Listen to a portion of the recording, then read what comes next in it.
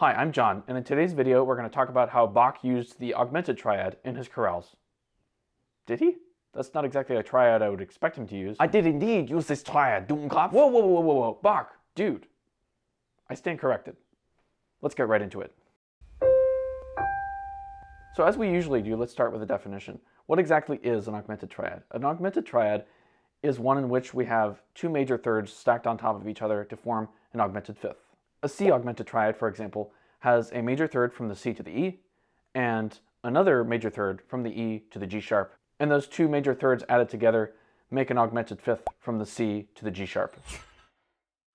The augmented triad is formed with its root on the mediant of the melodic minor scale, where the last note of the scale is raised 1/2 step to create a leading tone. Since this leading tone is the fifth of the mediant triad, raising it this way makes the fifth an augmented fifth instead of a perfect fifth, changing what would have been a major mediant triad into an augmented mediant triad by a process that we call augmentation. And speaking of augmentation, please consider augmenting the size of my channel by hitting the like and subscribe buttons down below.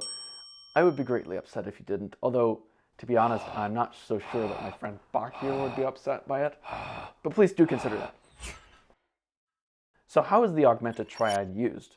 Well, as I hinted above, the augmented triad is only used in minor keys. Specifically, it's used in cadences many times to help spice up the progression a bit. All you're really doing to the cadence formula is you're just adding an augmented mediant triad right before the second inversion tonic chord by changing just one note. Let's illustrate this with some examples. First, we have this passage that ends with a perfect authentic cadence in the key of D.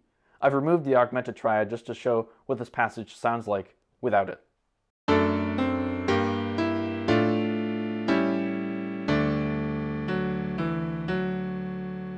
Now this progression sounds just fine, but if you wanted to add some extra emotion to it by using an augmented triad, it's actually really easy to do.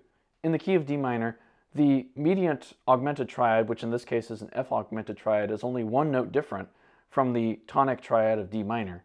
So all we have to do to get a nice and spicy augmented triad is change the D in the tonic chord of D minor into a C sharp, thus forming an F augmented triad. And we get a nice and spicy augmented triad thrown in the mix, just like Bach would have wanted. That's what I wrote. I know, Bach, I know. It's actually from one of your chorales. Let's play the example through.